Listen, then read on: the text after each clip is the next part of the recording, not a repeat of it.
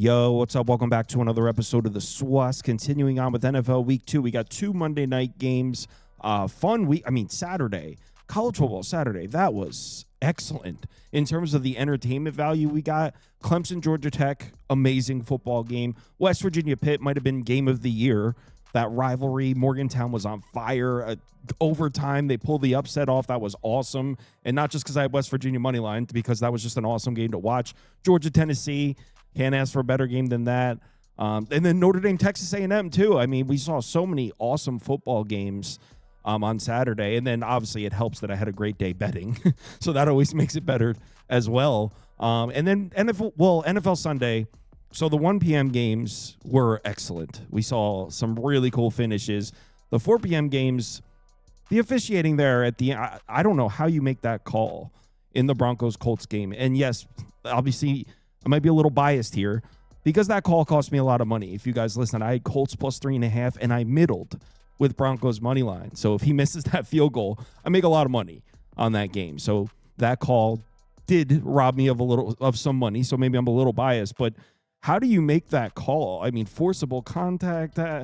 No one would have noticed if you don't call it. It's not like Colts fans would have been mad. No one, the snapper himself probably wouldn't even have said anything. The coach wouldn't have said it. It would have been, you don't make that call on the last play of the game. What a weird way that was the football game.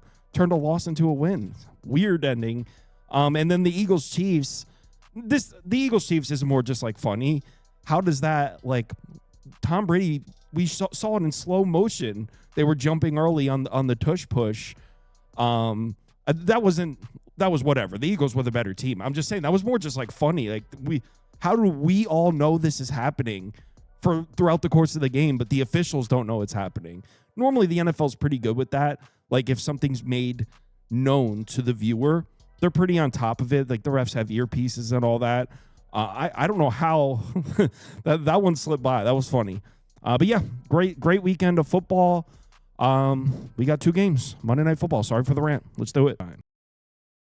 I mean, is Cooper Rush worth 2.5 points? I would hope Quinn Ewers put up a decent stat line against Arizona State. If he didn't, we have a real problem. You can say the same thing about Creighton. Okay, they had the one good game against Kansas at home. When Toast talks about the kicking market, it's like some earth is flat shit. Andy, true or false, this is going to be a dog walking. Dog walking. This is my dog walking of the day. I think it's going to be very ugly. Dog walking.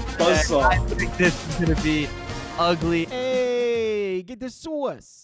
Bucks, Texans. Houston's laying 2.5 here, and it's been sitting at 2.5 forever.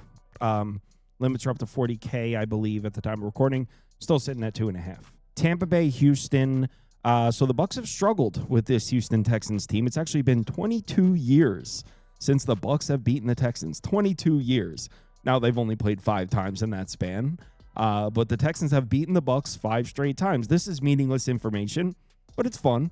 Thought it was interesting enough to include in the video. Houston owns the Bucks, apparently. In fact, that time they beat them in 2003, that was the Bucks were an expansion. Actually, I think they were an expansion team in 2002. So the Texans were a brand new franchise at the time. So Houston owns the Bucks, apparently. But seriously, let's get into the matchup. Obviously, week 1, Bucks get the win. Texans do not. But honestly, neither of these teams were impressive in week 1. Houston, they played a tough Rams team on the road, but that offense really looks shaky. We'll get into it. And Tampa Bay, Baker Mayfield was able to put a drive together, score a touchdown, take the lead, and win the game there at the end. That offense was not looking good in that game. I mean, I would say if you watch that game, you would probably agree that Atlanta was probably the better team for most of it. So neither of these teams look particularly good in their openers. You take a look at the Bucs' offensive numbers. The run game was not working. 27.3% success rate per rush. And remember, this was an offense that was running the ball very efficiently last year with Bucky Irving. The offensive line was generating a lot of push. In fact, they were a top 5 rushing attack last year. So this is concerning to have such an inefficient rushing attack. Baker Mayfield was under a ton of pressure. He was pressured on over 40% of his dropbacks. Now, he actually handled it okay. He put the ball in harm's way, 4 turnover-worthy plays. But he actually made some throws as well. I mean, he wasn't absolutely terrible, but he definitely wasn't close to the level of Baker Mayfield we were seeing last year, that's for sure. So definitely a little concerning for the Bucs offense. What they were missing is Tristan Wirfs, and they will not be getting him back. He's going to miss another game there. at left tackle. And to add insult to injury, or to add injury to injury, I should say, their other tackle, Godecki, I think it's Godecki. I apologize if I'm saying that wrong. He's on the injury report listed as questionable. Bucs cannot afford to play without him. So, yeah, still concerns on the Bucs offensive line. And keep in mind, they're still playing the beginning of the season, missing two of their main receiving weapons in Godwin and McMillan. If that Bucs offensive line was struggling with the Falcons pass rush, how are they going to handle the Houston Texans defensive front? I mean, keep in mind, Houston might have a top 3 defense. I mean, I think some people will say this might be the best defense in the NFL. They were one of the best defenses in the NFL last year, and they were injured through a lot of it. This defense is very strong. They have a very strong defensive line. They have elite linebackers. If they were struggling with the Falcons pass rush, how are they going to do on the road in Houston against this defensive front? And remember, this is a Houston defense that plays much better at home. I don't have a graphic that shows it, but there were a lot of good quarterbacks that went on the road to Houston and played terribly. Remember Goff on Sunday Night Football threw like 4 picks here. I'm pretty sure Lamar Jackson had a good game. But other than him, there was a lot of good offenses that went to Houston and couldn't throw the ball. This defense was much better at home in Houston last year. So, yeah, not a good look for Tampa Bay coming in with a hobbled offensive line that didn't play well in the opener. I got to say, though, when it comes to the Texans defense, I was definitely a little disappointed in their performance in the opener. I know you look at the final score, Kyle, they only allowed 14 points. Yeah, okay, so it looks good on paper, but you take a deeper look, the Rams were moving the football in that game. I mean, they averaged, I don't have it in front of me, they averaged 6.1 yards per play, I think. They scored 14 points, but those 14 points were 2 touchdown drives where they went the length of the field. They also drove into Houston territory on 3 other occasions and came away with 0 points. They punted a couple times and they fumbled on the Houston 12.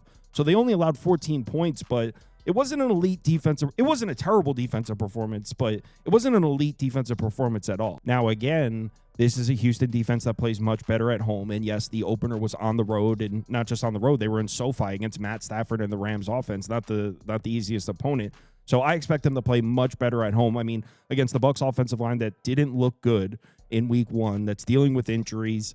If the Bucs are unable to get the run game going, and I mean, if they were unable to run on the Falcons, how are you going to run on the Texans?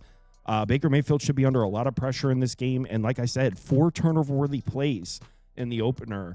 I wouldn't be surprised if Baker Mayfield gives us a turnover or 2 in this game. So I really like the matchup for Houston's defense. The question is, what are we going to get on the other side of the field? Are we going to see a better performance out of C.J. Stroud? He did not play well. He was under a ton of pressure, pressured on over 41% of his dropbacks, didn't handle it well at all, didn't play well from a clean pocket either. Yeah, it was not a great opening performance for C.J. Stroud.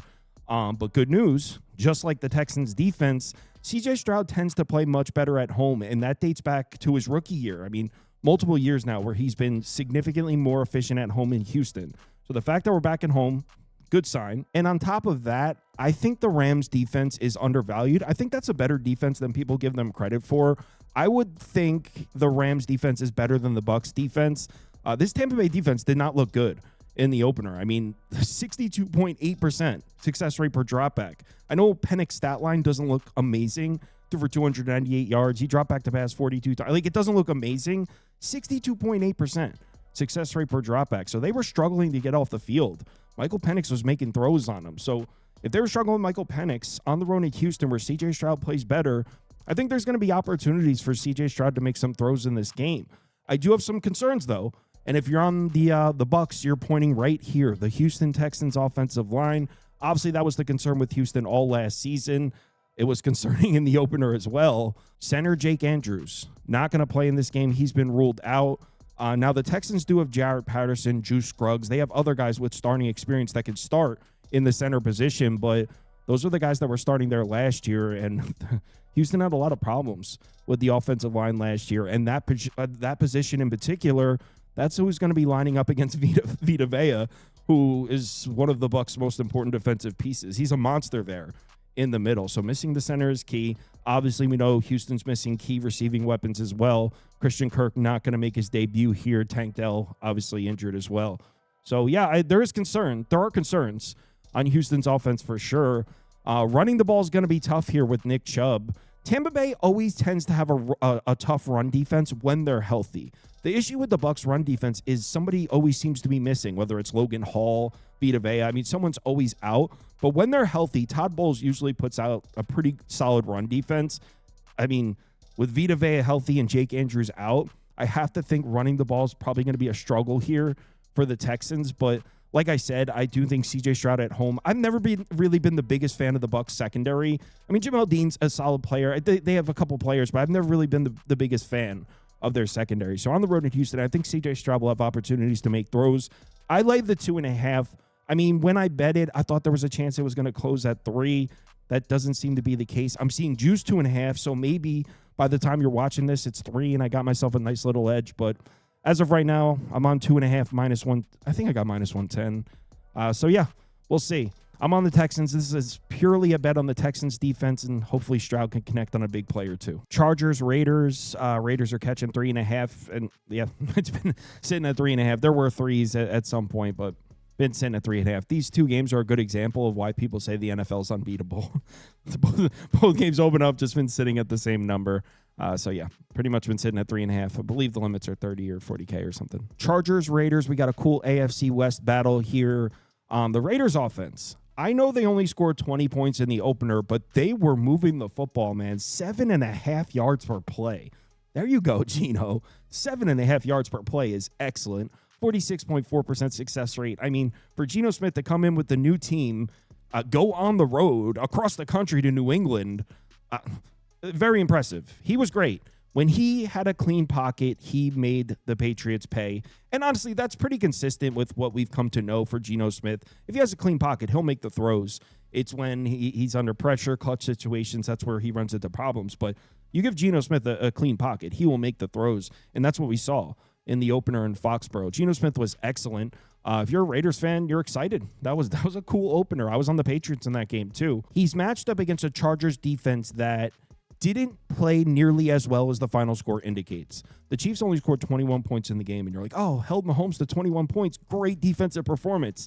Not really. They allowed 6.5 yards per play, success rate 49.1%.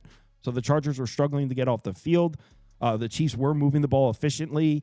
Mahomes, I don't know what these numbers are for Mahomes. I mean, I don't know why he cannot make throws from a clean pocket. This is dating back to the end of 2023 now.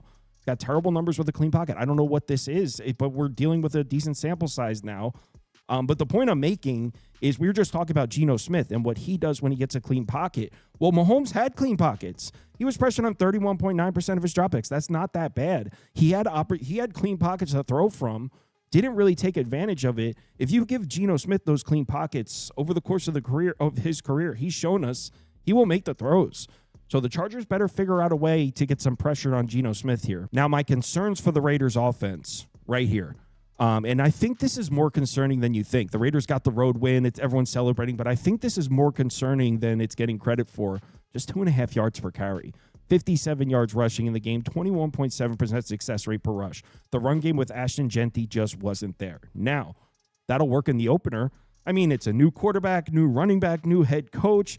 The Patriots didn't know what was coming, right? I mean, they had the element of surprise. It was a brand new team coming into the stadium. But now, Harbaugh has a game of film on this Raiders offense, and he might look at this film and say, hey, we don't have to respect this run game. This offensive line is incapable of generating push.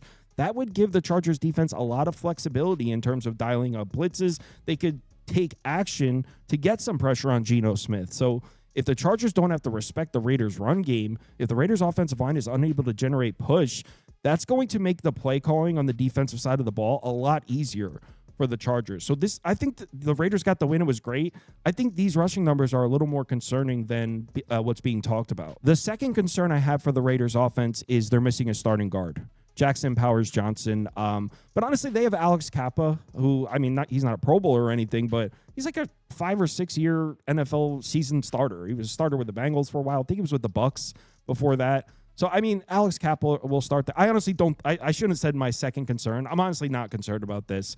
What I am concerned about is that yellow Q in the bottom left of this graphic. Brock Bowers, huge part of this offense. He did participate in the light practice on Saturday. So hopefully they get him out here. He missed the rest of the week, though, for practice. And this isn't just a normal tight end, as I'm sure you know. This is a huge part of the Raiders offense. I mean, this is their most dangerous weapon by far. But the good news for the Raiders offense is the Chargers have a key injury on the defensive side as well. Perryman's not going to play in this game. And the Chargers also have a couple injuries to the depth at the linebacker position. So they might be a little thin there. Other than Perryman, the Chargers are in good shape, though. As a whole on this side of the ball, I do think the Raiders will be able to move the chains here and there. I think we're going to see the Chargers pass rush show up. It wasn't really there in the opener against the Chiefs, and especially seeing how the Raiders couldn't run the ball in the opener, I think we're going to see the Chargers pass rush get home. I wouldn't be surprised to see Khalil Mack have a couple sacks, really make his stamp on the game, make a couple plays. So, I think we're going to see a better defensive effort from the Chargers in this one. But really, the story is on the other side, because this Chargers offense, it might have been the most impressive offense in the NFL in Week 1. First in success rate, second in EPA. If you watch the game, you already know what happened. They made the Chiefs defense look silly down in Brazil. Now, let's give some credit to the Raiders defense, by the way. They played a great defensive game in Foxborough as well. I don't want to make it all about the Chargers, but this Chargers offense looked impressive, and they did it without even running the football, which is usually what Harbaugh wants to do. In that opener against the Chiefs, just 94 rushing yards, 4.3 yards per carry, success rate per rush under 37%. Nothing. No run game at all. Who needs it when Justin Herbert is basically perfect? The Chiefs were generating pressure on him, too. Pressuring Justin Herbert on over 36% of his dropbacks. Didn't matter. You give him a clean pocket, he cooked the Chiefs. When they got pressure on when the Chiefs got pressure on him, he cooked them as well. Justin Herbert was truly excellent. And by the way, we saw some of this last year. I mean, there were stretches last season, 3 or 4 game stretches where when Justin Herbert gets on and that Chargers offense starts rolling, there's not many defenses that can stop them. So obviously it's a streaky offense. They go through highs and lows, but that was definitely a high in the opener against the Chiefs. Now, like I said, I don't want to gloss over the fact that the Raiders played a great defensive game. I mean, it was a great game. They went on the road to Foxborough, completely took the run away from the Patriots. New England had 60 yards rushing, success rate per rush under 34%. Drake May was in prison, pressured on almost 40% of his dropbacks, wasn't good at all. I don't want to take credit away from the Raiders defense. They played great. And honestly, it makes sense that the Raiders defense hits the ground running. Keep in mind, it's a brand new team basically on both sides of the ball. Brand new coaching staff as well with Pete Carroll. But Patrick Graham is still there. He was a defensive coordinator. He's still there. The big edge rushers, Crosby and Kuntz, they're still there. Tyree Wilson as well. And all the pieces they brought in, I was talking about this last week, all the pieces the Raiders brought in are experienced veterans. I mean, Devin White, he's got like 4 or 5 seasons with 90-plus tackles. Landon Roberts, Jermaine Pratt's was starter with Cincinnati forever.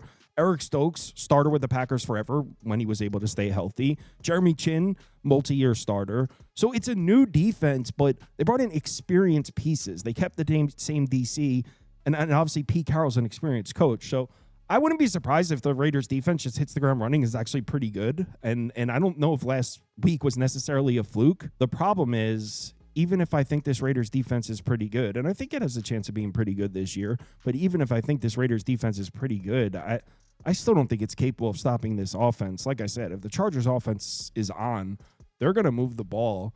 Now, if you are looking for a reason to take the Raiders, you can definitely point at the offensive line for the Chargers. Remember, Rashawn Slater is out for the season for the Chargers. That's their best offensive lineman. He's out for the season. So they're a little thin on the offensive line, and now that they've added weapons in Hampton, Keenan Allen, now that they've added weapons, the offensive line is by far the weakness of this offense. So if you're looking for a reason to bet the Raiders, you can point to the Chargers offensive line and take into consideration that the Raiders defensive line is probably the strength. They just bullied New England. The defensive line played great. They were putting pressure on Drake May without even blitzing.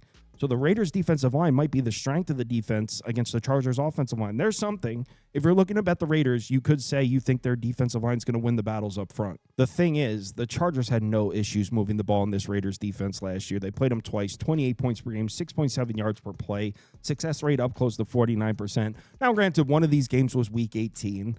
But honestly, I was looking at the box score of that game, and the Raiders actually played a lot of their starters in the game. But one of the games was week 18, so okay, Crosby was hurt, Kuntz was hurt for most of the year, or he might have been hurt the whole year.